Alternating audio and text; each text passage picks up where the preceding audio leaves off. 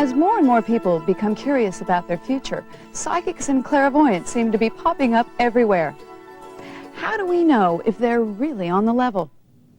Author and spiritual healer Bruce Way has come up with a common-sense approach to choosing a good psychic.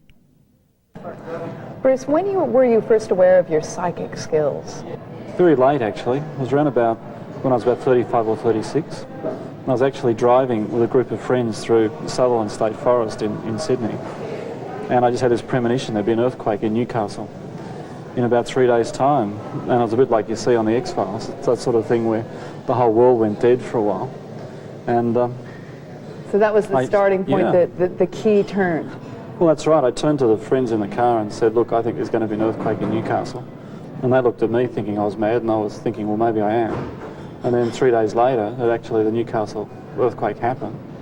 And I think it shook more than the buildings, because I thought, well, hang on, I need to do something about this. And where did you go from there?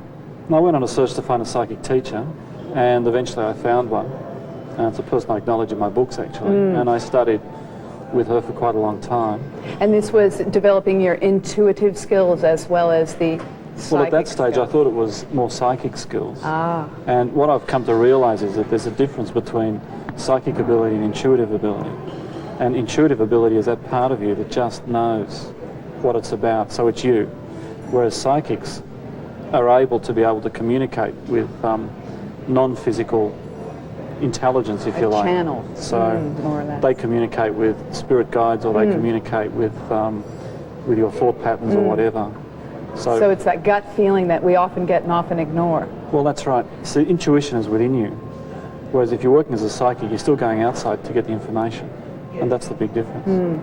Your book, How to Interpret a Psychic Reading, I've read about your feelings with the commercialism aspects of New Age. How do you feel about that? I'm very outspoken, actually, in the book. And the reason that I wrote it, that I come out of a corporate background.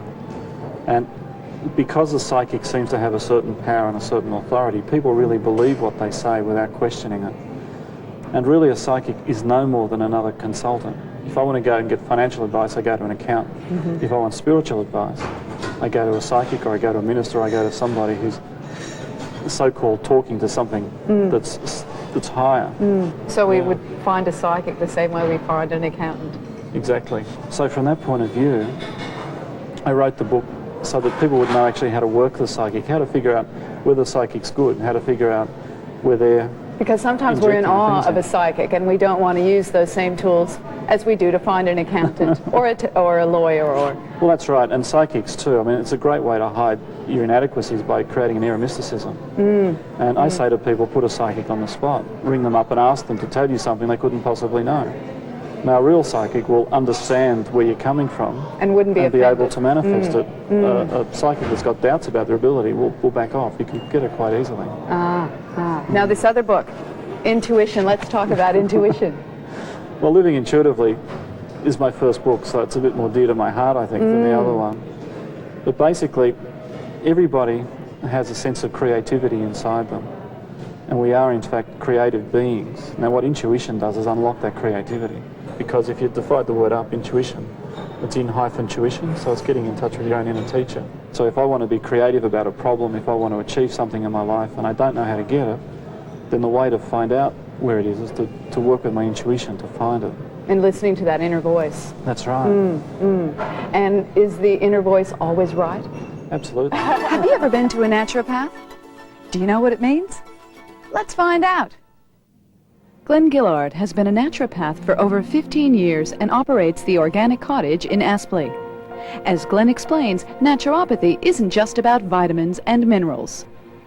It's really an embracing all the nature type therapies, and would include a wide variety of modalities: homeopathy, acupuncture, massage, diet, exercise, lifestyle, using the forces of nature to not only bring back the healing of the patient, but to tune the patient back towards nature, so that the body becomes empowered to heal itself.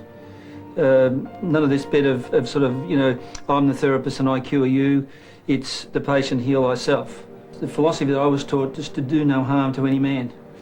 And I think from that base you work up. You look at You must work within the laws of nature. It's our great teacher. The benefits, the abundance from nature, is incredible, and we must work with that. We must nurture that, not hit the body with harsh, toxic, highly chemicalised materials just to change the body chemistry. We have to bring about harmony, we have to bring about the balance. Glenn, what are some of the treatments that you use in natural therapies? Well, I think some of the most specific ones that people would be aware of is the Iridology, which is more or less the eye is the window to the soul. You get a great graphic picture of, going back for almost 30 years, we've used this in this field of naturopathy. We do reflexology. The feet tell you a lot about the patient, about the structure, and basically where there's organ dysfunction, you can raise up the level of health through working on the feet. We also do magnetic therapy and incorporate that with laser. So we use a laser acupuncture and magnetic therapy. We can do facials with it. We can do remedial work with injured muscular skeletal problems, and certainly deal with a lot of pain type conditions. I mean, we are a pain management type clinic.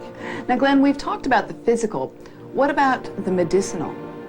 Well, the top of the tree is the flower and the flower essence. I mean, beautiful, beautiful stuff, for emotional disorders. I mean, that's where we would start. And then we use a lot of different homeopathic medicines in simplexes and combination. We mix up herbal remedies and, of course, prescribe vitamins and minerals of very high quality, because we want to match the right remedy for the patient's needs. Naturopathy is gaining a great deal of respect from the public at large, as more and more science validates the work that we do. Unfortunately, today's journey has come to an end. I'll leave you in love and light and see you next week.